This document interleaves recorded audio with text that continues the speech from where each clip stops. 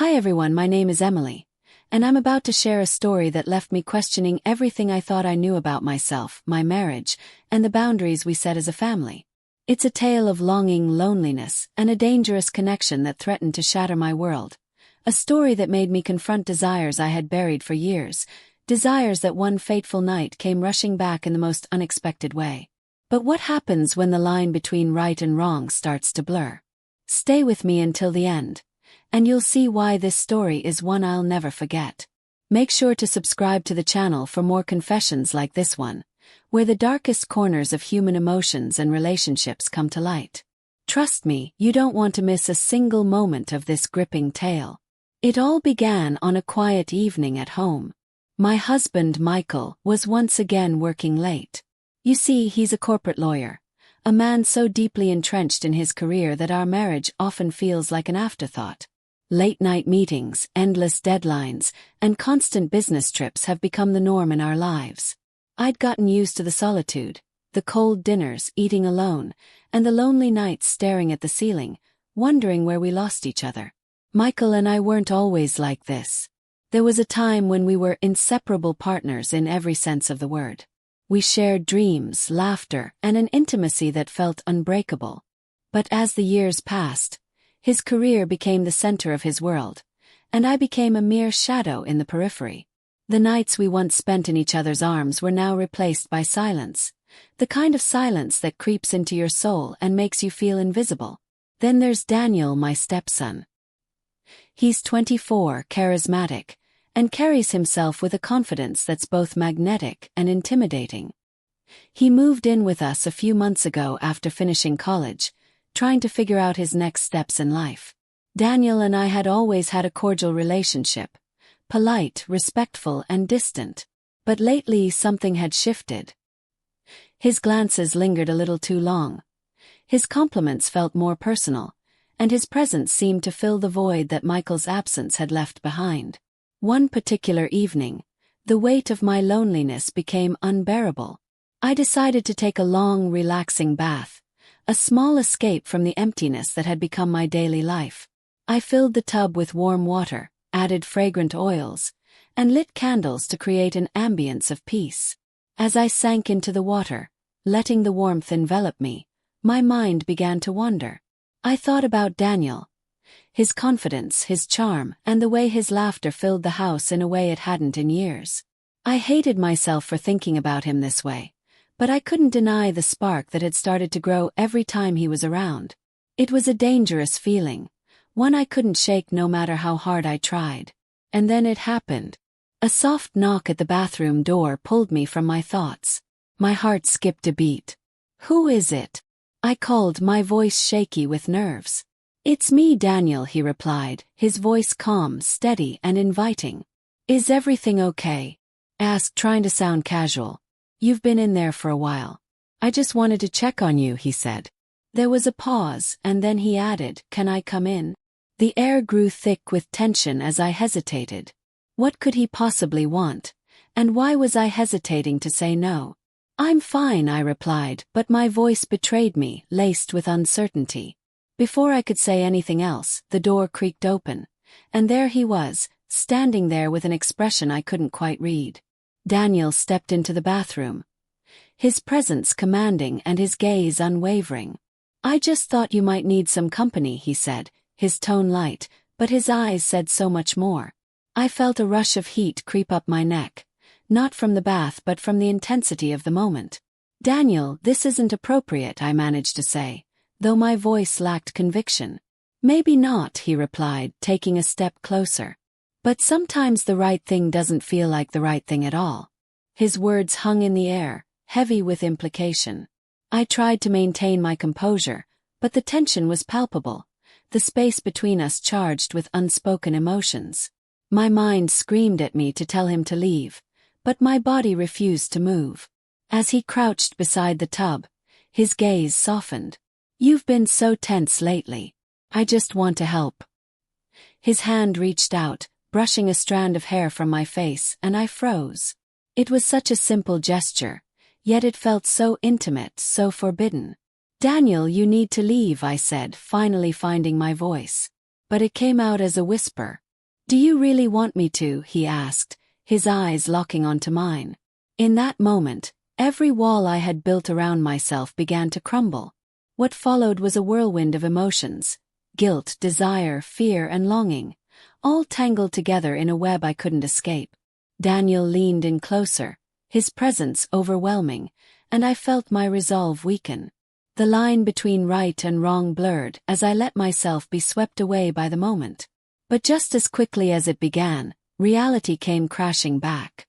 The sound of the front door opening snapped us both back to our senses. "Michael," I whispered, panic flooding through me. Daniel quickly stepped back, his expression shifting from confident to concerned. "Emily, are you home?" Michael's voice called out from the hallway.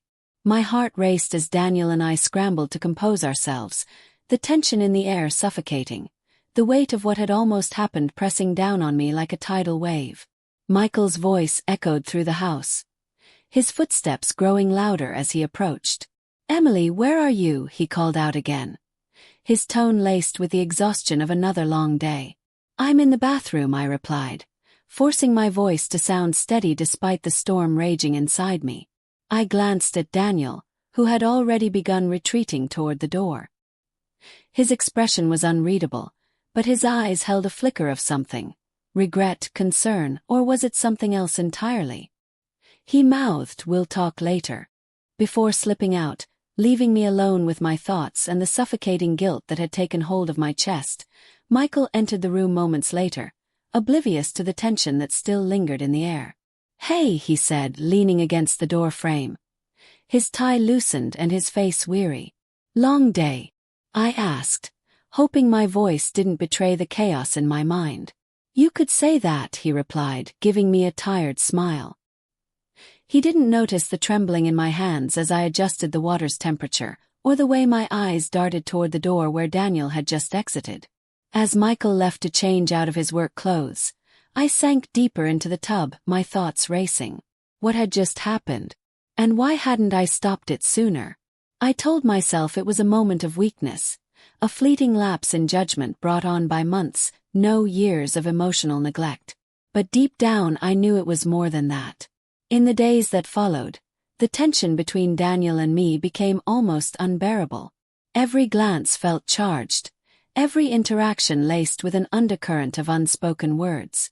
Michael remained blissfully unaware, caught up in his world of contracts and board meetings, while I struggled to navigate the murky waters of my emotions.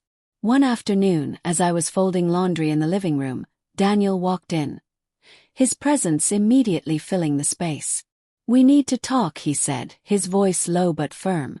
I hesitated, my hands gripping a shirt I'd been folding. "About what?"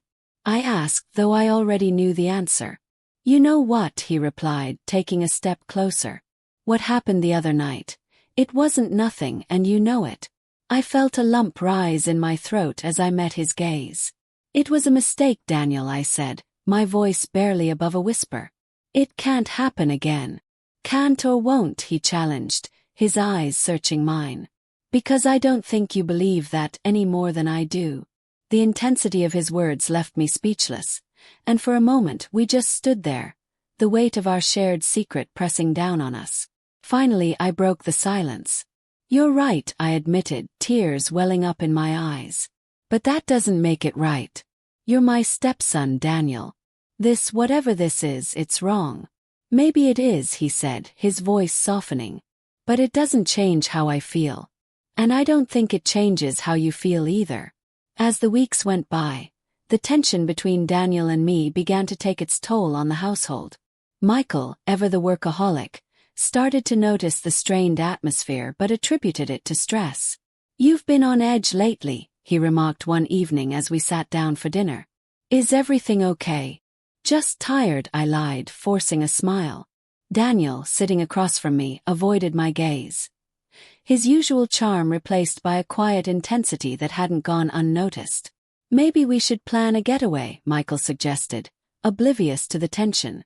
"Just the two of us. It's been a while since we had some time alone." The suggestion caught me off guard, and for a moment I considered it. Maybe a getaway would be exactly what I needed, a chance to reconnect with my husband and put this whole mess behind me. But as I glanced at Daniel, the thought of leaving him behind filled me with an inexplicable sense of dread. Everything came to a head one evening when Michael announced he'd be working late again.